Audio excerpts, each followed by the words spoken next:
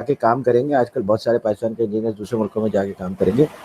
तो cultural diversity को समझना बहुत इंपॉर्टेंट है। अगर आप कल्चरल डाइवर्सिटी के वैसे भी मुतफिक नहीं है, लेकिन आपको समझना ज़रूरी है, क्योंकि जो चीज़ें आप पाकिस्तान में नॉर्मल समझते हैं अमेरिका में वो डिस्क्रिमिनेशन में काउंट हो सकता है।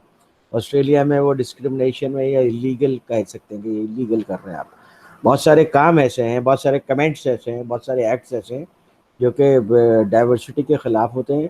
तो लोग वैसे पसंद नहीं करते हैं, और कुछ तो ऐसी चीज़ें भी होती हैं जो लीगल एम्बिट में आ जाती हैं। तो इस लिहाज से भी इन चीज़ों को बहुत अच्छे तरीके से समझना बहुत ज़रूरी है। अच्छा, उसके बाद उन्होंने बताया कि जनाब, how you are going to manage diversity effectively as a manager. तो वो सबसे इंटरपर्सनल, इंफॉर्मेशनल और डिसीजनल 3 रोल्स होते हैं मैनेजर के। You have read before. तो उनमें से पहले जो है फिगर हेड का, इंटरपर्सनल में। तो फिगर हेड है, तो एज ए फिगर हेड आपको इसको प्रैक्टिस करने की जरूरत है। डाइवर्सिटी को खुद प्रैक्टिस करें, डेमोन्स्ट्रेट करें, एग्जाम्पल्स क्रिएट करें, और इम्पॉर्टेंट मीटिंग्स में बताएं कि how we are maintaining diversity and how we should all maintain diversity. जो लीडर हैं तो जाहिर है कि रोल मॉडल के तौर पे आपने डाइवर्सिटी को मेक श्योर करना है। और लिजॉन है, तो लिजॉन में जो है वो आप जब जाहिर है कि अपने लोगों के साथ लिजॉन कर रहे हैं या अपने ऑर्गेनाइजेशन के बाहर के लोगों के साथ लिजॉन कर रहे हैं, तो उसमें भी you can convey strong message कि जनाब डाइवर्सिटी, वी वैल्यू डाइवर्सिटी। और उसमें आप ये कर सकते हैं कि जैसे आपके वेंडर्स हैं, तो वेंडर्स में भी आप मेक श्योर करेंगे जनाब वेंडर्स में डाइवर्सिटी है। Different cultural background, religious background के लोग आपके वेंडर्स हैं।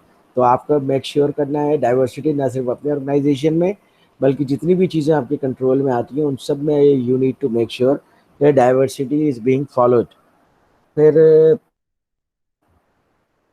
इंफॉर्मेशनल रोल में आपका मॉनिटर का रोल होता है। तो आपने देखना होता है कि वाकई जो माइनॉरिटी ग्रुप्स के लोग हैं उनको डाइवर्सिटी के एडवांटेजेस हो रहे हैं, उनको इक्वल ट्रीटमेंट मिल रही है, इनको इक्वल प्रमोशन मिल रहा है, इक्वल पे है। तो ये सारी चीज़ें देखना आपकी एज ए मैनेजर जिम्मेदारी में आता है। डिसेमिनेटर होते हैं कि आप इंफॉर्मेशन का डिसेमिनेटर होता है। You provide information.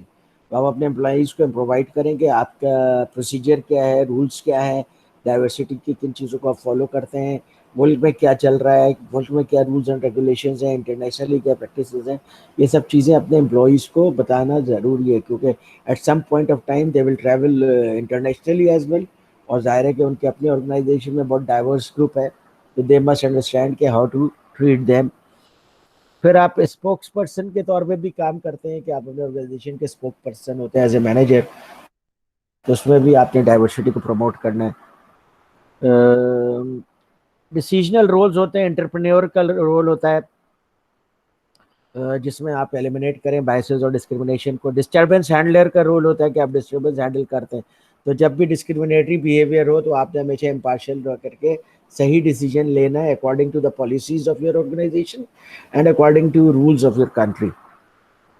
उसके बाद रिसोर्स एलोकेटर होते हैं। तो आप रिसोर्स एलोकेटर तो बहुत इंपॉर्टेंट है। इसमें आपने डाइवर्सिटी को मेंटेन करता है कि आपने रिसोर्स को जस्ट और कंपनी के ऑब्जेक्टिव के मुताबिक लोगों में डिस्ट्रीब्यूट करना है, और उन लोगों की प्रमोशंस भी उसी तरीके से करनी है, उनकी पे भी उसी तरीके से इंक्रीज करनी है। अच्छा, निगोशिएटर होते हैं आप, जैसे आपने लेबर ग्रुप से निगोशिएट करना है, सप्लायर से निगोशिएट करना है। तो वहाँ पे भी आप अगर लेबर ग्रुप में फर्ज कीजिए कि एक ग्रुप की मेजॉरिटी भी है, तब भी आप उसे कहेंगे भाई as a policy we need to maintain diversity. तो हर फोरम पे एज ए मैनेजर, हर जगह पे as a manager you are bound to promote diversity. अब ये लॉ बन गया है। अब ये सिर्फ आपकी कोई एथिकल रिस्पॉन्सिबिलिटी नहीं है, बल्कि it is legal responsibility as well. Okay जी।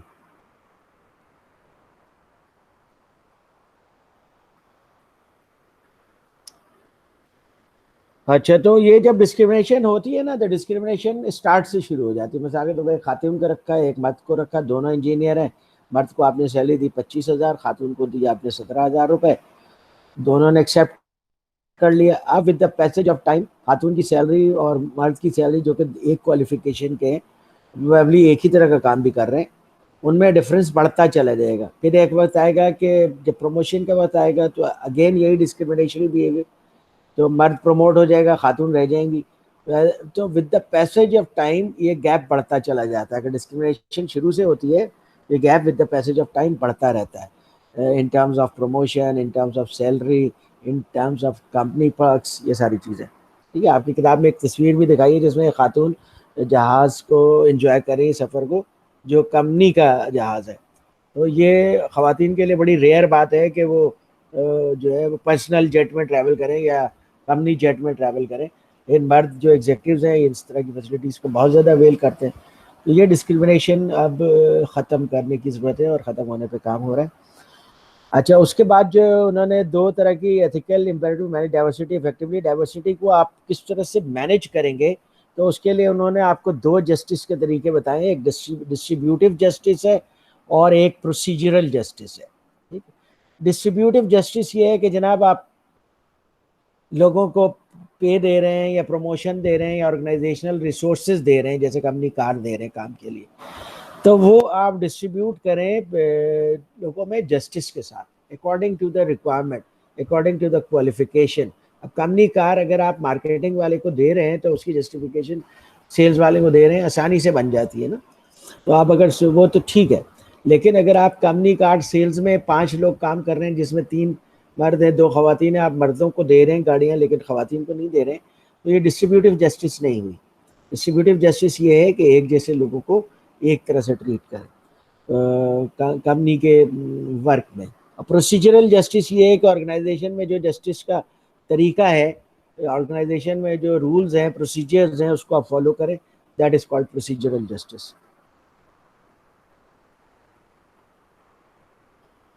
जनाब, उसके बाद जो चीज़ डिस्कस की गई है कि effectively managing diversity makes good business sense. ये शुरू में हम बात कर चुके हैं कि जनाब diversity is actually good for the organisation, और अगर if you are maintaining diversity तो basically you are serving your company and your country as well.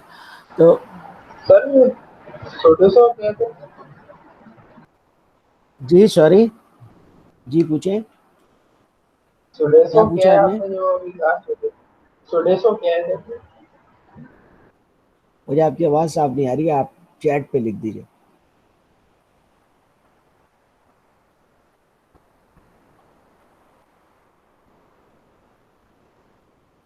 What is Sodexo? I don't know this, what is this Sodexo?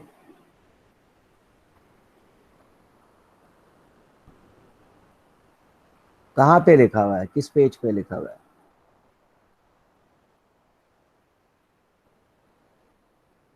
Heading में कहाँ पे Sodexo है यार? Why I miss that? Page 134।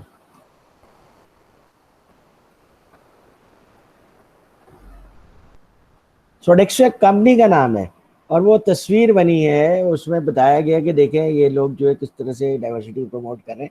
तस्वीर खुद बता रही है कि वो कंपनी किस तरह से डाइवर्सिटी को प्रमोट कर रही है। तो ये केस पढ़िएगा, वो लोगों को बाकायदा डाइवर्सिटी को प्रमोट कर रहे हैं। ठीक है,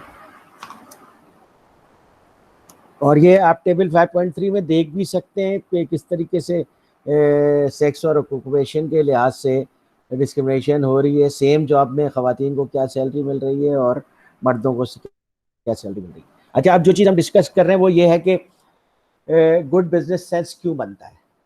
गुड बिजनेस सेंस इस वजह से बनता है कि पहली बात तो ये है कि आपको डिफरेंट ओरिएंटेशन के लोग मिल जाते हैं, डिफरेंट बैकग्राउंड के लोग मिल जाते हैं, डिफरेंट थिंकिंग और डिफरेंट परसेप्शन को के लोग मिल जाते हैं। तो बिजनेस को you can think totality, in totality आप बिजनेस को सोच सकते हैं।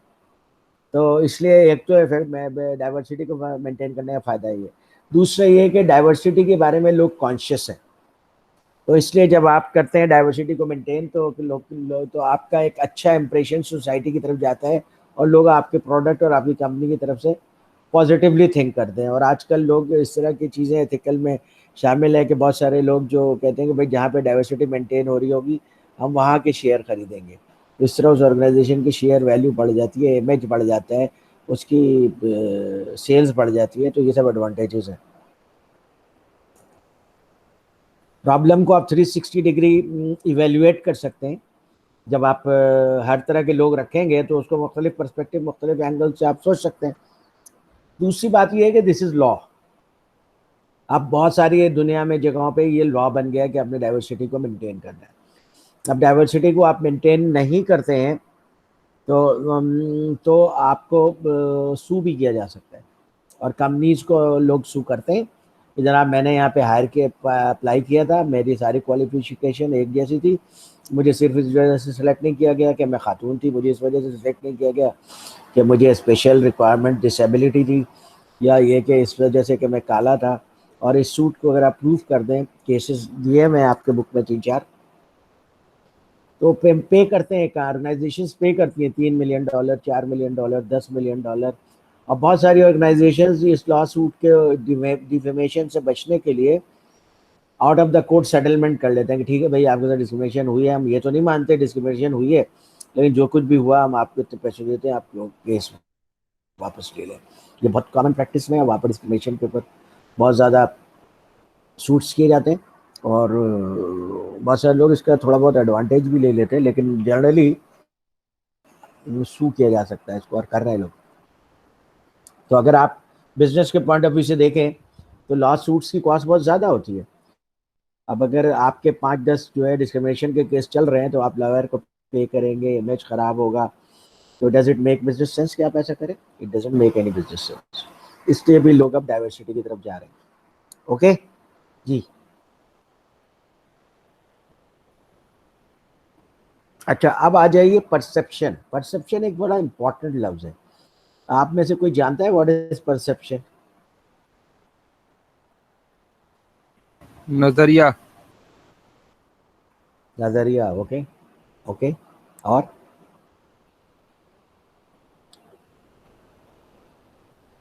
तासुर। देखिए, परसेप्शन को समझने के लिए आपको ट्रांसफर, तासुर जो होता है, ओके, तासुर। आपने कम्युनिकेशन में पढ़ा होगा आपने, उस लिहाज से आप बात कर रहे हैं, शायद आपने कम्युनिकेशन का सब्जेक्ट पढ़ा हुआ है लगता है, उस लिहाज से आप बात कर रहे हैं। मैं खाली ट्रांसफर की जो बात कर रहा हूँ, कम्युनिकेशन मॉडल में ये चीज़ पढ़ाते हैं।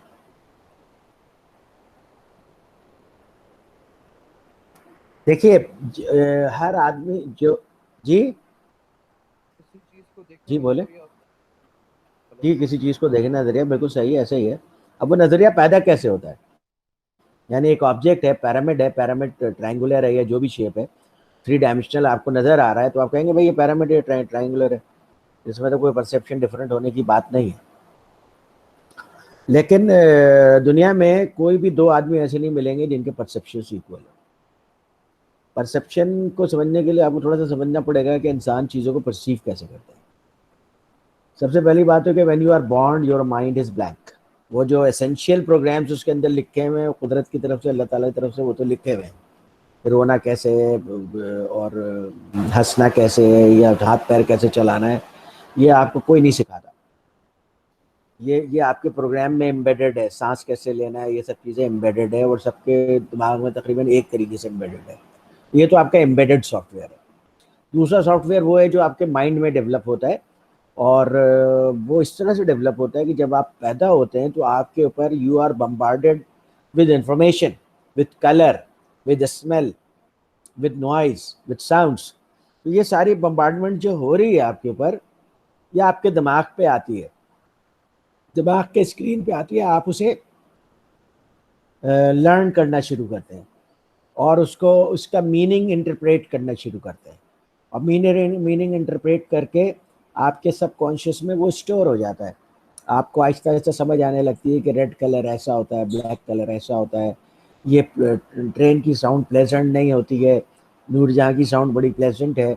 आहिस्ता आहिस्ता आपके दिमाग में ये चीज़ें स्टोर होना शुरू हो जाती है। फिर आपके जो 2 डिफरेंट लोग हैं, उनके जो बचपन के तजुर्बे होते हैं वो एक दूसरे से बहुत मुख्तलिफ होते हैं, एंड 2.5 ईयर्स तक जो आपके दिमाग में जो चीज़ आती है, तो आपका जो फिल्ट्रेशन प्रोसेस है वो इतना ज़्यादा स्ट्रांग नहीं होता, आप उसको उन चीज़ों को उसी तरीके से ले लेते हैं आमतौर पर, तो वो आपका एक माइंडसेट बन जाता है। अब बायसेस बन जाते हैं, अभी हम इन पर बात करेंगे बायसेस क्या होता है। बचपन से कुछ चीज़ें आपको बताई जाती हैं, वो आपके दिमाग में आती हैं कि यहूदी बहुत गंदे होते हैं और अमेरिका की लड़कियां बड़ी ख़राब होती हैं, ये सब चीज़ें बचपन से आपके दिमाग में डाला जाता है, वो आपके बायसेस क्रिएट करता है। और जब ये सारा आपका जो एक्सपोजर होता है ये सम टोटल हो जाता है, तो दिस इज कॉल्ड परसेप्शन। आपके दिमाग में यूं समझ लीजिए कि एक लेंस लेंस लगा हुआ है, लेंस। लेंस से चीज़ों की शक्ल छोटी बड़ी, कलर डिफरेंट इस तरह नजर आता है ना, बिल्कुल इसी तरीके से आपके दिमाग में perception in the form of a lens लगा हुआ है। और वो सिर्फ सिंपल लेंस नहीं है, बल्कि ये टिंटेड है, यानी इसके ऊपर एक कलर है, पीला रंग लगा हुआ है तो आपको हर चीज़ पीली पीली नजर आती है दुनिया में। टिंटेड है ये, डिस्टॉर्टेड है, यानी कोई चीज़ आपको बहुत बड़ी होकर नजर आती है, कोई चीज़ बहुत छोटी होकर नजर आती है। मल्टी फैसेटेड है, यानी इसके ऊपर बहुत सारे एंगल्स हैं, इस वजह से चीज़ें जो छन कर आती हैं वो बिल्कुल डिफरेंट होती हैं। तो ये परसेप्शन जो हरी ने कहा कि ये जो हरी विंडो कहलाता है कि हर आदमी का डिफरेंट होता है। और जब थोड़ा सा वो बड़ा हो जाता है, जो भी इंफॉर्मेशन उसके पास आती है, तो इस टिंटेड डिस्टॉर्टेड मल्टीफैसेटेड लेंस से गुजर करके आती है, फिर आप उसको मीनिंग देते हैं। तो अब नरेंद्र मोदी को गुफ्तगू कर रहा है, अब वो आपका लेंस लगा हुआ है, लेंस से गुजर के आएगा तो आप बोलेंगे ये झूठ बोल रहा है, झूठा आदमी है, गंदा आदमी है।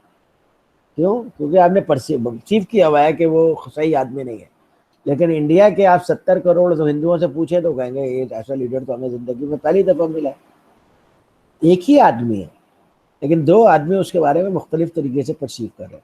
इसी तरीके से एक ही फेनोमेना होता है, उसको दो डिफरेंट लोग डिफरेंट तरीके से परसीव कर रहे होते हैं।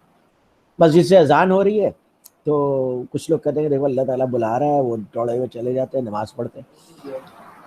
कुछ लोग कहते हैं कि नहीं जनाब ये तो शोर शराबा करते हैं, नमाज पढ़ने खामोशी से पढ़ लें, मस्जिद में अजान देते हैं। ये क्या है, इन्होंने शोर शराबा मचाया और एक साथ 25 मस्जिदों से शुरू हो जाते हैं, डिस्टर्ब कर देते हैं। ऐसे भी लोग कहते हैं ना। हो सकता है वो मुसलमान नहीं हो, किसी और मजहब के हो, लेकिन है ना लोग, वो कहते हैं। और एज ए रिजल्ट एक ही चीज के बारे में दो डिफरेंट परसेप्शन नजर आते हैं। तो क्या 10 डिफरेंट परसेप्शन नजर आते हैं। कश्मीर का इशू देख लीजिए आप, कश्मीरियों से पूछिए वो कुछ और बताएंगे, पाकिस्तानी से पूछिए वो कुछ और बताएंगे, इंडियन से पूछिए कुछ और बताएंगे, ट्रम्प से पूछे वो कुछ और बताएगा। ये सब परसेप्शन है, क्योंकि इन सब के अपने अपने डिफरेंट बैकग्राउंड्स हैं। और हम चीज़ों को समझने की जो कोशिश करते हैं, वो बेसिकली अपनी बैकग्राउंड इंफॉर्मेशन से इस न्यू इंफॉर्मेशन को इवेल्युएट कर रहे होते हैं कि न्यू इंफॉर्मेशन को हम कैसे इवेल्युएट करें। Okay, are you getting this? करते हैं ना आप लोग ऑर्गेनाइजेशन में, यार ये अब ये आ गया एक नया पंजाबी मैनेजर, अब ये गंद करेगा। हालांकि उस बेचारे ने तो अभी तक ज्वाइन भी नहीं किया है, लेकिन आपका परमिशन, आपका जो परसेप्शन है वो बता रहा है कि ये गंद करेगा। जी जी पूछे। सराउंडिंग बहुत मैटर करता है आपके परसेप्शन डेवलप करने में। आपकी सराउंडिंग जी, और आपके एक्चुअली तो आपका परसेप्शन जो है वो 2.5 साल में डेवलप हो जाता है। जो रसूलुल्लाह सल्लल्लाहु अलैहि वसल्लम की हदीस के मुताबिक कि खातून लेकर आई एक बच्चे को जो कि 4-5 साल का था, इसकी तरबियत फरमा दीजिए। तो उन्होंने कहा इसकी तरबियत तो हो चुकी। तो 2.5 साल की उम्र तक आपका परसेप्शन बनता रहता है, उसके बाद उसकी फाइन ट्यूनिंग होती रहती है, चेंज भी हो जाता है परसेप्शन। चेंज परसेप्शन ऐसे हो जाता है, लोग आखिर मुसलमान भी तो होते हैं, दूसरे मजहब से कन्वर्ट होते हैं। ये बहुत बड़ा चेंज ऑफ परसेप्शन है कि पहले आप जो है गॉड किसी और को मानते थे, अब गॉड किसी और को माने। ये इतना मामूली चेंज ऑफ परसेप्शन नहीं है, लेकिन होता है। बट जर्नली आप एक ही परसेप्शन को लेके चल रहे होते हैं, उसी को डेवलप कर रहे होते हैं, उसी के अंदर बायसेस क्रिएट हो रहे होते हैं, उसी को आप फाइन ट्यून कर रहे होते हैं। ठीक है, इस परसेप्शन की वजह से दो लोगों में डिफरेंस ऑफ ओपिनियन होता है, एक ही चीज़ के बारे में दोनों मुख्तलिफ बातें लिखते हैं। ठीक है, तो एक जो है वो आपके नबी का मजाक उड़ाता है, दूसरा जो है उसको कत्ल करने पर तुल जाता है। कितने एक्सट्रीम परसेप्शन है, एक ही चीज, एक ही के बारे में, शख्स के बारे में कितने एक्सट्रीम परसेप्शन है। तो दुनिया में लोगों के जो पॉइंट ऑफ व्यूज होते हैं या परसेप्शन होते हैं ये डिफरेंट होते हैं। तो first of all you need to accept this.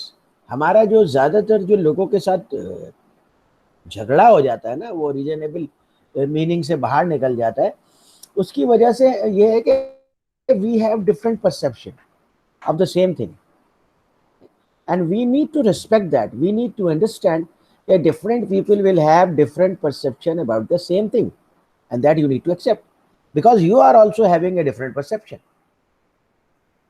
तो इस वजह से बहस होती है, फिर आप लोग लड़ पड़ते हैं और वो अपने परसेप्शन से बात कर रहा होता है, आप अपने परसेप्शन से बात कर रहे होते हैं। आप देखेंगे इमरान खान पे बहस चलती रहती है ना, कोई कहता है बिल्कुल गधा है, बेकार है, इसने नया पाकिस्तान के नाम पे पाकिस्तान को तबाह कर दिया।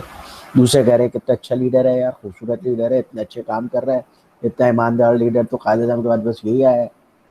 एक ही आदमी है, डिफरेंट परसेप्शन। ठीक है, आपके मुल्क में भुट्टो है, उसको कुछ लोग शहीद कहते हैं, कुछ लोग उसको गालियां देते हैं। क्या ये परसेप्शन का फर्क है? तो you need to respect perception of different people. यहीं से जो है हमारी जो लड़ाइयाँ शुरू होती है ना, जो हम बियॉन्ड प्रोपोर्शन चले जाते हैं, उसका रीज़न ही यही है कि हम दूसरे के परसेप्शन को समझने में नाकाम हो जाते हैं, एम्पैथी नहीं होती है। We fail to put myself into the shoes of other. तो जब तक कि आप उसकी फीलिंग को नहीं समझेंगे, आप कभी भी नहीं समझेंगे कि ये क्या बात कर रहा है। तो इसलिए दूसरे आदमी को समझना, उसके परसेप्शन को समझना, ये मैनेजमेंट के लिए बहुत इम्पॉर्टेंट चीज़ है। और जब आप डाइवर्सिटी मेंटेन करते हैं, basically you are inviting different perceptions which is mostly good, but at times it can be bad. तो इसलिए मैनेजमेंट के एक्शंस इतने न्यूट्रल होने चाहिए कि लोगों के जो बेसिक बिलीव्स हैं उससे नहीं टकराने चाहिए। इसलिए आमतौर पर ऑर्गेनाइजेशंस में, शाम की पार्टीज वगैरह में रिलीजन को डिस्कस करना मना किया जाता है, पॉलिटिक्स को डिस्कस करना मना किया जा सकता है। आप जो है वो डिस्कस करें, गेम्स डिस्कस करें, आप रीजनेबल वे में लड़कियों को डिस्कस कर सकते हैं, बिजनेस डिस्कस कर सकते हैं, ये चीज़ें डिस्कस कर सकते हैं, क्योंकि ये चीज़ें इतनी ज़्यादा लड़ाई का सबब नहीं बनती है। आप तेंदुलकर को पसंद करते हैं, अच्छी बात है भाई, मैं जावेद मियादाद को पसंद करता हूँ, इक्वली ओके, ये बात होती है। तो इसलिए कि जब परसेप्शन डिफरेंट होगा ना, तो वो जो दोनों के डिफरेंसेस हैं बहुत बेसिक ग्रास रूट पे डिफरेंस है। अगर उस चीज़ पे बात करेंगे तो दोनों लड़ पड़ेंगे। तो इसलिए ऑर्गेनाइजेशन में उन चीज़ों पे बात नहीं की जाती और उन चीज़ों पे बात करने का जनरली फ़ायदा नहीं है अनटिल अनलेस आप किसी को चाहते हैं कि वो अपना रिलीजन कन्वर्ट कर ले, तो वो आप अपने ऑफ ऑफिस टाइम में कर सकते हैं आजकल के मॉडर्न ऑर्गेनाइजेशनल कल्चर के हिसाब से। हमारा प्रॉब्लम क्या है, हमारे पाकिस्तान में प्रॉब्लम क्या है? वो शिया है, ये सुन्नी है, ये वहाबी है और ये देवबंदी है। ठीक है भाई, सब अल्लाह को मानते हैं, सब नमाज पढ़ते हैं, सब अपनी अपनी कब्रों में जाएंगे। तो अब हमें दूसरों के बिलीव्स में टांग अड़ाने की क्या ज़रूरत है, और फिर ये डिसाइड करने की क्या ज़रूरत है कि ये मुसलमान है या नहीं है। हर आदमी बिल्कुल डिफरेंट तरह का मुसलमान है, ये मैं आपको बता सकता हूँ परसेप्शन की बेस पे, क्योंकि परसेप्शन सबका डिफरेंट है। तो हर एक ने अपनी रिलीजन को बिल्कुल डिफरेंटली परसीव किया हुआ है। चंद बुनियादी चीज़ें एक दूसरे से मिलती जुलती हो सकती हैं, लेकिन जब आप डीप जाएंगे तो हर एक कुछ ना कुछ डिफरेंट सोच रहा है। ये ह्यूमन ब्रेन की ब्यूटी है, और इस डाइवर्सिटी को you need to accept and you need to use to your advantage, ना कि उसको लड़ने झगड़ने में ज़ाया कर दें।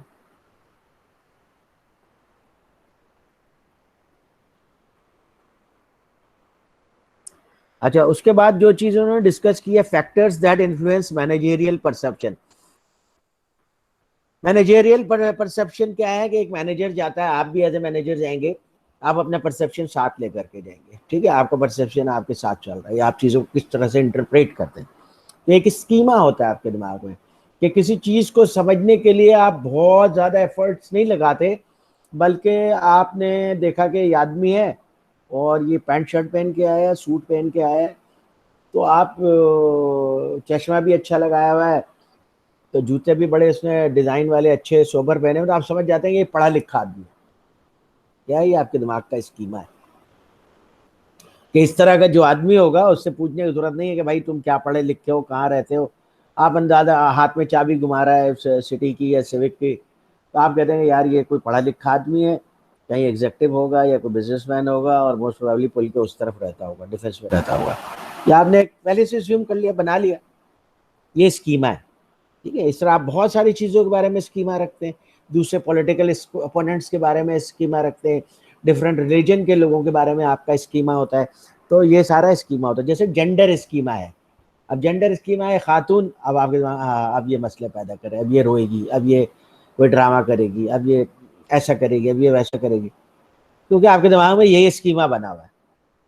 And this may not be true for all women, क्योंकि ऑल वुमेन आर डिफरेंट, और thanks god all women are different. तो इसलिए ये कहलाता है ये जेंडर स्कीमा।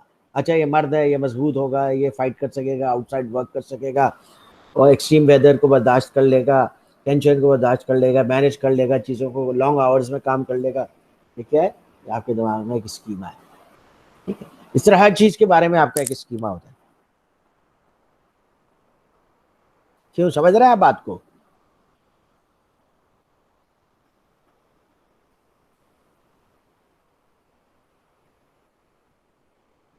और जब ये स्कीमाज आपके डेवलप हो जाते हैं तो आप स्टीरियोटाइप कर लेते हैं। स्टीरियोटाइप का क्या मतलब हुआ कि भाई जैसे ये इंडियन है, अच्छा ये इस तरह का होगा, ये एक स्टीरियोटाइप आपने बना लिया। अच्छा ये जीव है, ये ऐसा होगा।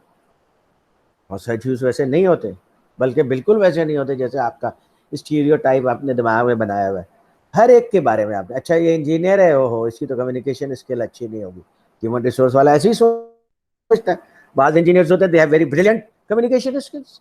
ये जर्नलाइज कर देते हैं, स्टीरियोटाइप कर देते हैं। अच्छा ये हाजिर है, ओहो अच्छा तो ये इस तरह सोचता होगा, ये स्टीरियोटाइप है। मे बी वो बहुत ब्रॉड माइंडेड अच्छे जहन का आदमी हो, डिस्क्रिमिनेशन पे बिलीव नहीं करता हो। तो डिस्क्रिमिनेशन तो है वैसे हमारे रिलीजन के अगेंस्ट है। वो तो रसूलुल्लाह वसल्लम की हदीस है कि जिसने तासुब पे बुलाया वो हम में से नहीं। तो तासुब तो किसी भी तरह के प्रेजुडिस, डिस्क्रिमिनेशन किसी तरह भी हमारे मजहब में हराम है। तो इसी की तो हम बात कर रहे हैं। तो ये स्टीरियोटाइप कहलाता है कि भाई ये आदमी फला बैकग्राउंड से ताल्लुक रखता है, आप समझ रहे हो इसके अंदर तो ये मसला होगा, या ये करेगा, वो नहीं करेगा, हो सकता है। ठीक। अच्छा डिसएबल्ड एम्प्लॉयज में एक वैल्यूएबल कंट्रीब्यूशन, ये एक इन्होंने बताया है केस स्टडी। डिसेबल एम्प्लॉयज़ को अब बहुत सारे ऑर्गेनाइजेशन हायर कर रहे हैं, जैसे वॉलग्रीन है, वॉलमार्ट है, और दूसरे हायर कर रहे हैं, और वो अच्छा कंट्रीब्यूट कर रहे हैं। और डिसेबल्ड भी बहुत अच्छा परफॉर्म करते हैं। पाकिस्तान में भी डिसेबल्ड का कोटा है, कितना 2.5% है, कितना है, तो उनका कोटा रखा गया है, विच इज़ गुड, क्योंकि डिसेबल्ड भी आपके माशरे का एक इम्पॉर्टेंट हिस्सा है, और हर एक को आपके इकोनॉमिक ग्रोथ में और मेन स्ट्रीम में मौका मिलना चाहिए।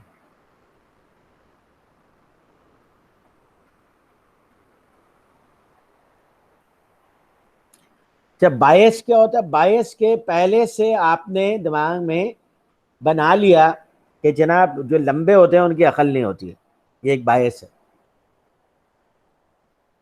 ठीक है, या ये कि किस कोई इलाका है यहाँ का आदमी, अच्छा ये बेवकूफ़ होगा, अच्छा 2% है, थैंक यू तलान। तो ये क्या है, ये बायस है। आपने पहले से एक वो दिमाग मिजाज बना लिया, दिमाग बना लिया कि भाई ये तो इस तरह का होगा। उसकी वजह से क्या होता है कि आप सिमिलर टू मी इफेक्ट पैदा हो जाता है कि यार ये आदमी सिंधी है, मैं भी सिंधी हूँ, चलो यार इसको रख लो, मुझे पता है ये कैसा होगा, ये अच्छा आदमी होगा, शरीफ आदमी, क्योंकि मैं भी अच्छा आदमी हूँ तो ये भी अच्छा आदमी होगा। इस वजह से क्या होता है, आपके अंदर एक बायस आ जाता है कि मैं अपने जैसे आदमियों को रख लूँ। बहुत सारी ऑर्गेनाइजेशन हैं सिर्फ सुन्नियों को रखते हैं, सिर्फ शियाओं को रखते हैं। ये इतना सिमिलर टू मी इफेक्ट का इतना ज़बरदस्त बायस है ये। ठीक है, और इस बायस की वजह से फिर डिसीजंस भी ऐसे ही होते हैं, कंपनी का पैटर्न भी इसी तरह बन जाता है। ओके, तो ये होता है बायस का मसला। वो जो कहते हैं ना कि birds of A feather flag together, fly together, एक जैसे जो बर्ड्स होते हैं एक जगह फ्लाई करते हैं। वो अल्लामा इकबाल ने कहा था ना कि कौवा कौवे के साथ और शायद शाहीन शाहीन के साथ, कुछ इस तरह एग्जैक्ट जुमला में बोल रहा हूँ। तो उस वजह से आप सिमिलर लोगों में रहना पसंद करना शुरू कर देते हैं, क्योंकि आप उसको उस इन्वायरमेंट को लो रिस्क समझते हैं। लेकिन एक्चुअली अगर आप एनालाइज करें तो वो हाई रिस्क इन्वायरमेंट है। एज ए मैनेजर मैं आपको कभी भी एडवाइस नहीं करूंगा कि आप सिमिलर लोगों को अपने अंडर हायर कर दें। You are inviting problem. क्योंकि आपने थोड़ा सा भी कुछ किया, वो कहेंगे देखो हमारा बॉस जो है ना, हम में से होकर बॉस बन गया, तब ये हरकतें कर रहा है। और फिर ग्रुप्स बन जाएंगे। जबकि आप डाइवर्स एम्प्लॉयज रखेंगे तो ग्रुप्स कैसे बनेंगे? नहीं बनेंगे। हर कोई अपने काम पे फोकस करेगा, पॉलिटिक्स नहीं होगी। उसके बाद एक और चीज है सोशल स्टेटस इफेक्ट। वो बहुत मशहूर कहानी है किसकी, मुल्ला नसीरुद्दीन की है शायद। तो किसी दावत में उनको बुलाया गया, वैसे ही आम कपड़े पहन के चले गए, दरबानों ने बाहर निकाल दिया उनको। फिर उसके बाद दूसरे घर गए, उन्होंने घर जाके बहुत अच्छे अपने कपड़े पहने, और फिर पहुंच गए तो उनको बड़ी आवभगत हुई, उनके सामने खाने ला ला के रखे जा रहे हैं। तो उन्होंने अपने कपड़े के अंदर खाना डालना शुरू कर दिया। तो लोगों ने पूछा ये क्या? उन्होंने कहा ये तो तुम मेरे कपड़ों को खिला रहे हो, मुझे थोड़ी खिला रहे हो। सोशल स्टेटस का इम्पैक्ट आता है। कोई आदमी होता है जो कि और बहुत ज़्यादा अच्छे स्टेटस, यानी इम्पैक्ट क्या होता है, मिसाल के तौर पे वो तो चले कोई पॉलिटिकल बैकग्राउंड है या कोई बड़ी जॉब पे, वो तो एक अलग चीज़ है, उस पर तो आप इम्प्रेस होते ही हैं।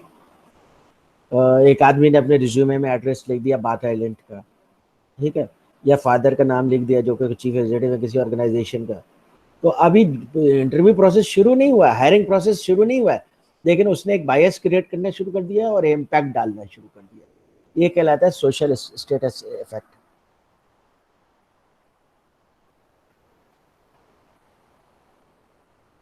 और उसके बाद एक और इफेक्ट होता है जिसको कहते हैं सैलियंस इफेक्ट। सैलियंस इफेक्ट ये होता है कि आप अगर में कोई खूबी अगर जरा ज्यादा है तो सब लोग आपकी तरफ मुतवज्जा हो जाते हैं, आप सब आपको देखना शुरू कर देते हैं, जिसकी वजह से आपको थोड़ी सी परेशानी होती है, यार क्या मुसीबत है, जब जाता हूँ सब आके मेरी तरफ देखते रहते हैं। जैसे कोई पूरे क्लास में आप लोग करते हैं ना, पता है सबको, आपको लड़कियों को भी पता है, तो बहुत खूबसूरत लड़की आ जाए, आप सब उसी के बारे में बात कर रहे होते हैं, उसी को देख रहे होते हैं। अब वो खूबसूरत लड़की हो सकता है खुश होती हो, मुझे नहीं मालूम, लड़कियों का इतना परसेप्शन मुझे आइडिया नहीं, लेकिन हो सकता है कि वो पजल्ड होती हो, यार क्या मुसीबत है, ये कितने बदतमीज लड़के हैं, कैसे क्लास फेल है, हर वक्त मुझे घूरते रहते हैं। ये सालियंस इफेक्ट है। एक पर्टिकुलर किसी के अंदर क्वालिटी है, अब लोग उसकी वजह से उसके अंदर देख रहे हैं, बातें कर रहे हैं उसको, तो सालियंस इफेक्ट की वजह से सिंगल आउट हो जाता है। किसी सोशल सेटअप में आदमी सिंगल आउट नहीं होना चाहता, ठीक है। तो ये एक सालियंस इफेक्ट का भी मसला है कि कोई ज़्यादा अगर किसी चीज़, किसी के अंदर कोई क्वालिटी ज़्यादा है या बहुत कम है, उसकी वजह से प्रोमिनेंट हो जाए। बहुत ही कोई काला आदमी आपके ऑर्गेनाइजेशन में आ जाए जो कि बहुत ही बिल्कुल ब्लैक कलर है, अब वो उसकी वजह से सब उसको देख रहे होंगे, बातें करेंगे, उसके बारे में मजाक बनाएंगे, ये साइलियंस इफेक्ट है। अब हर तरह के लोग हैं दुनिया में, हर तरह की शक्लें हैं, हर तरह का टैलेंट है, तो आप तो अब हर एक के साथ एडजस्ट करने की कोशिश करें, because you are a social animal. तो ये अमेरिका में इसलिए आप देखेंगे कि अगर आप कभी देखें लोगों को वॉक करते हुए, तो कभी इधर उधर दाएं बाएं इस तरह नहीं देखते, ये इसको बुरा समझते हैं, क्योंकि वो किसी की प्राइवेसी में इन्वेजन समझते हैं। तो ये भी एक इन्वेजन ही है टू प्राइवेसी है। एक आदमी जो है बेचारा अगर बहुत खूबसूरत है या बहुत काला है या जैसा भी है, अब उसकी वजह से सब उसको घूरना शुरू कर दें तो कितना ऑड फील करेगा। तो सैलियंस इफेक्ट की वजह से भी प्रॉब्लम आती है। ये डिस्क्रिमिनेशन के माइनर फॉर्म्स है। अच्छा, उसके बाद दो डिस्क्रिमिनेशन है, एक ओवर्ट डिस्क्रिमिनेशन और एक कवर्ट डिस्क्रिमिनेशन। कवर्ट डिस्क्रिमिनेशन तो ये छुप छुपा के आप करें, अपने लोगों को फेवर करें, तो ये तो छुपा हुआ डिस्क्रिमिनेशन है, वो भी पकड़ा जाए तो उसके ऊपर लॉ है। लेकिन ओवर डिस्क्रिमिनेशन तो टोटली लीगल है। ओवर डिस्क्रिमिनेशन क्या है कि जनाब आप अपने जो लाइक माइंडेड लोगों को आप ज़्यादा सैलरी दे रहे हैं, ज़्यादा प्रमोशन दे रहे हैं, तो ये ओवर डिस्क्रिमिनेशन है और इट इज़ इलीगल। और इसको अगर आप प्रूव कर दें तो ये आप फाइल कर सकते हैं डिस्क्रिमिनेशन के अगेंस्ट लॉ सूट फाइल कर सकते हैं। ये जैसे ले ऑफ्स करते हैं ऑर्गेनाइजेशंस ले ऑफ करते हैं तो हज़ारों के लिहाज से लोगों को ले ऑफ करते हैं। उसके डाटा में से अगर आप निकाल के ले आए कि जनाब इन्होंने ज़्यादा ले ऑफ उन लोगों को किया है जिनकी एज 40 से ज़्यादा थी, या ज़्यादा ले ऑफ उन लोगों को किया है जो ख़वातीन है, तो ये आप डिस्क्रिमिनेशन प्रूव कर देंगे। और डिस्क्रिमिनेशन प्रूव हो जाए तो आपको तो पे करना पड़ेगा, जुर्माना पे करना पड़ेगा। तो इसलिए वो जो ले ऑफ करते हैं तो बड़ा ऑब्जेक्टिव क्राइटेरिया बनाते हैं और ऑब्जेक्टिव क्राइटेरिया बना करके उसके मुताबिक ले ऑफ करते हैं। तो इसकी वजह से किसी एक सोशल स्ट्राटा के आदमी को या किसी एक जेंडर के लोगों को या किसी एक एज ग्रुप के लोगों को डिसएडवांटेज नहीं हो रहा।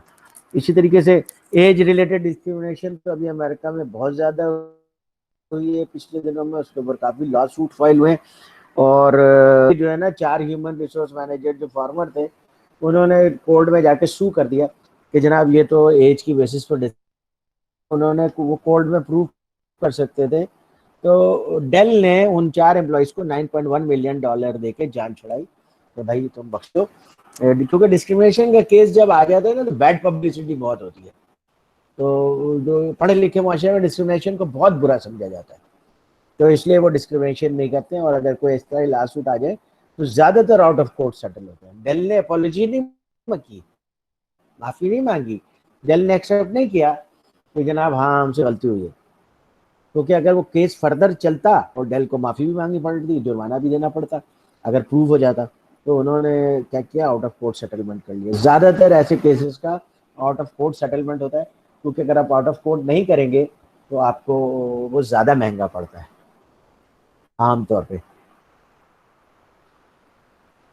अच्छा, अब जनाब steps in managing diversity effectively आप कैसे डाइवर्स कर सकते हैं। तो सिक्योर टॉप मैनेजमेंट कमिटमेंट। देखिए किसी भी ऑर्गेनाइजेशन में सिर्फ वही चीजें सही चलती हैं, यानी कि जिसके ऊपर सब लोगों का फोकस होता है, जिसकी कमिटमेंट टॉप मैनेजमेंट की तरफ से हो। एनवायरमेंट श्योर में चाहते रहे, लेकिन जब टॉप मैनेजमेंट ने कमिट किया तो एनवायरमेंट के मतलब चीजें इम्प्लीमेंट भी हुई। और एम्प्लॉयमेंट के मतलब एनवायरमेंट के मुताबिक लोगों ने प्रैक्टिकल कॉन्क्रीट स्टेप्स भी लिए। क्यों? क्योंकि टॉप मैनेजमेंट की कमिटमेंट थी। इसी तरीके से अब डाइवर्सिटी के ऊपर टॉप मैनेजमेंट की कमिटमेंट बढ़ती जा रही है, इसलिए डाइवर्सिटी के ऊपर अब एक्शंस भी बढ़ते जा रहे हैं। अच्छा, strive to increase the accuracy of perceptions. ये जो परसेप्शन है ना आपका, मैं एक्यूरेसी परसेप्शन की एक्यूरेसी क्या होगी, हर एक की परसेप्शन डिफरेंट है। और क्या आप क्या कहेंगे कि हिंदू का जो गॉड के मतलब परसेप्शन है वो गलत है, आप कह दें, लेकिन दुनिया के एक 1 बिलियन हिंदूज नहीं मानेंगे इस बात को। ठीक है, इसी तरह आप 1 अल्लाह पे बिलीव करते हैं, ये आपका परसेप्शन है, इसको चाइनीज नहीं मानेंगे या इसको हिंदूज नहीं मानेंगे, क्योंकि उनका मजहब डिफरेंट है। तो आप अपने परसेप्शन को रीजनेबल हद तक सोशल मामले में मगर आप बेहतर कर सकते हैं, एक्यूरेट कर सकते हैं, न्यूट्रल कर सकते हैं, which is the requirement to work in today's environment. तो वो जो आप लोगों की स्नैप जजमेंट्स होते हैं वो आप खत्म कर देंगे। जैसे कोई आदमी चल कर आता है तो आप कहते हैं भाई मुझे अंदाजा हो गया किस तरह का आदमी हो गया। मैं भी कभी कभी ऐसे बोल देता हूँ जज्बाती होकर के, जब इंटरव्यू लेता हूँ कोई आदमी चल कर अंदर आके बैठता है, उसी में डिसाइड हो जाता है कि आदमी सिलेक्ट होगा या नहीं होगा। लेकिन ये snap judgement, this is bad. तो स्नैप जजमेंट से गुरेज कीजिए। उसके बाद इंक्रीज डाइवर्सिटी अवेयरनेस, यानी आप लोगों को बताएं कि डाइवर्सिटी क्या है, उसके फायदे क्या है, आपको क्या फ़ायदा है, ऑर्गेनाइजेशन को क्या फ़ायदा है, और ये सारी चीज़ें बताएं।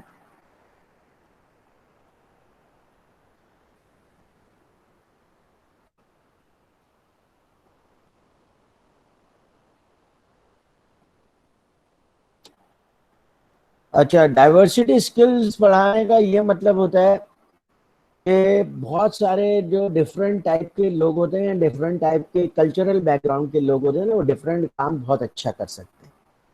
और जब आप डाइवर्सिटी के लोगों को हायर करते हैं तो वो काम आपसे बेहतर कर रहे होते हैं। जैसे गोरे आईटी में किनको हायर करते हैं, इंडियंस को और पाकिस्तानीज को, चाइनीज को, क्योंकि वो बेहतर वो काम कर सकते हैं। और इसी तरीके से लेकिन इन लोगों के लिए दूसरा प्रॉब्लम क्या होता है कि ये लोग कल्चरल एडजस्टमेंट में स्ट्रगल कर रहे होते हैं, लैंग्वेज में स्ट्रगल कर रहे होते हैं, मिंगलिंग में स्ट्रगल कर रहे होते हैं।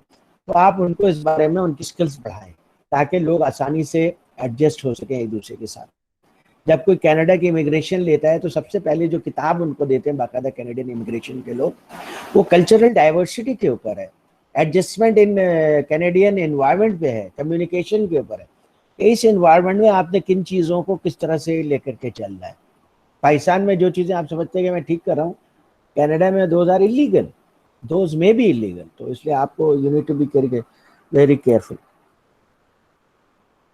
अच्छा, इनकरेज फ्लेक्सिबिलिटी। डिफरेंट कल्चर के लोगों को हायर करने का मसला क्या पैदा होता है, जो अभी आप में से एक साहब ने बताया भी था कि सबको छुट्टी चाहिए है वो। तो आप अपने सिस्टम में फ्लेक्सिबिलिटी पैदा करें। जैसे ये कि कोई साहब अगर फ्राइडे को पूरे दिन ऑफ लेना चाहते हैं तो दे दें आप, उसी जगह वो सैटरडे को काम कर लेंगे। या फ्राइडे को 3 घंटे की 2 घंटे की छुट्टी लेना चाहते हैं तो दे दें, उनको कहें ठीक है जनाब आप फ्राइडे को 2 घंटे ज़्यादा काम करेंगे ताकि आप, और अब तो ये पॉसिबल भी है, flexible work hours, work from home, ये सब में पॉसिबल भी है। बहुत सारे लोगों को अपने बच्चों को स्कूल से लेकर आना होता है या स्कूल ड्रॉप करना होता है। सुबह स्कूल ड्रॉप करना तो आसान है, मिड में स्कूल से लेकर आना is difficult for many parents वो वर्क कर रहे होते हैं। नाउ ऑर्गेनाइजेशंस आर इनकरेजिंग कि आप जाएं और जाकर के अपने बच्चे को पिक करें, डे केयर सेंटर में डालें या घर पे ड्रॉप करें और फिर वापस आ जाएं। आवर्स फ्लेक्सिबल हैं, आप उसे एडजस्ट कर सकते हैं। तो इस तरीके से फ्लेक्सिबिलिटी को आप इनकरेज करें। ठीक है, बहुत सारी जॉब्स हैं जिसमें फ्लेक्सिबिलिटी मुमकिन है, मार्केटिंग है, फाइनेंस है, डिज़ाइन है, इसमें फ्लेक्सिबिलिटी मुमकिन है। कस्टमर सर्विस में इतनी फ्लेक्सिबिलिटी नहीं हो सकती, तो जिनमें हो सकती है उनमें तो आप फ्लेक्सिबिलिटी को प्रमोट करें। अच्छा, play close attention to how organisation members are evaluated. जी ये भी बहुत इंपॉर्टेंट है। मिसाल के तौर पे अमेरिका में आप मैनेजर्स को इस चीज़ पे अगर इवेल्युएट कर रहे हैं कि कम्युनिकेशन में कैसे हैं, नेटवर्किंग में कैसे हैं, वो तो सारे गोरे जीत जाएंगे। तो इवेल्युएशन क्राइटेरिया भी बड़ा सिस्टमेटिक होता है। जैसे कि अभी इन्होंने चीफ एग्जीक्यूटिव लगा दिया पाकिस्तान स्टील मिल में, तो इवेल्युएशन क्राइटेरिया आप कैसे बना रहे हैं, ये भी इंपॉर्टेंट है। इवेल्युएशन क्राइटेरिया ऐसे बनाएं कि जिसके अंदर डिफरेंट स्किल के लोगों को रिप्रेजेंटेशन मिल सके। Yes, communication is important, yes networking is also important, लेकिन उसके बेस पे तो आईटी के लोग तो मारे जाएंगे, इंजीनियरिंग के लोग तो कभी भी इवेल्युएट नहीं हो सकेंगे अच्छे नंबर से, इसका मतलब वो ऊपर नहीं जा सकेंगे। तो आप ऐसा बैलेंस रखें और फिर उन लोगों को ट्रेन करें उन स्किल्स में। जनाब कम्युनिकेशन हमारे क्राइटेरिया में है, तो you need to learn communication and you need to demonstrate your communication ability. तो एबिलिटीज तो ऑर्गेनाइजेशन उनको हेल्प करे, सपोर्ट करे, तो फिर वो डिफरेंट कल्चर के लोग भी उठकर आ जाएंगे। तो ये भी एक बड़ा इम्पोर्टेंट बात है, इम्पोर्टेंट चीफ एग्जीक्यूटिव के लिए अखबार में ऐड आया, जहाँ पीआईए का स्ट्रेटेजी में महारत भी चलेगी। अब एक कमर्शियल ऑर्गेनाइजेशन को चलाने के लिए वॉर स्ट्रेटेजी में एक्सपर्टीज का क्या ताल्लुक है, लेकिन क्राइटेरिया ऐसे रखा गया कि एक साहब को एडजस्ट करना था जो अभी चीफ एग्जीक्यूटिव है। तो ये इशू है क्राइटेरिया के अंदर कि आप क्राइटेरिया ऐसा बनाएं कि बस नाम की कमी रह जाए, नाम लिख दें तो क्राइटेरिया में वो बिल्कुल फिट आ जाए। ये तो इसलिए ये चीज पॉइंट इंपॉर्टेंट है।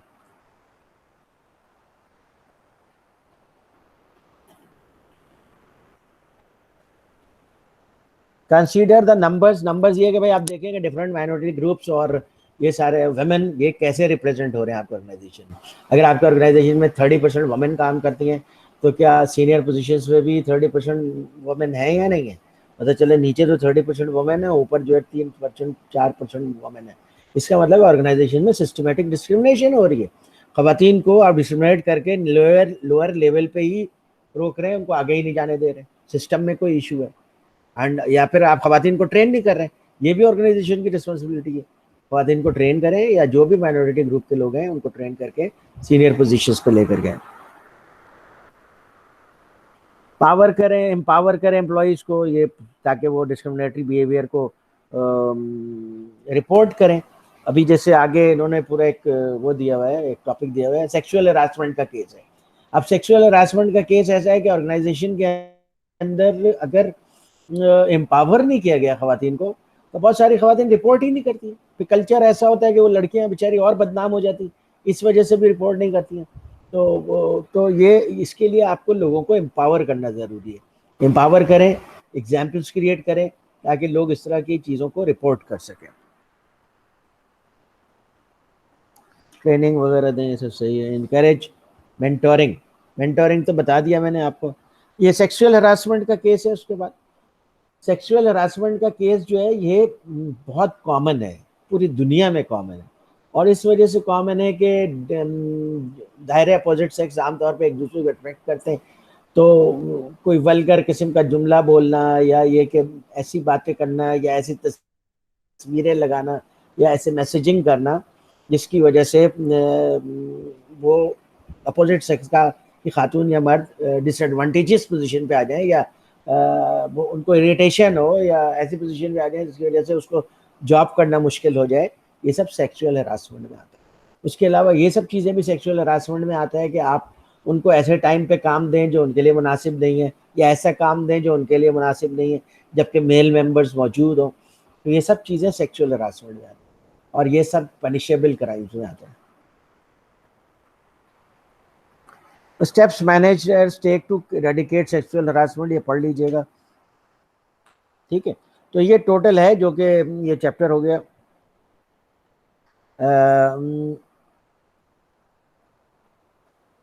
एक चीज़ और भी है, क्विड प्रो क्यो सेक्सुअल हरासमेंट।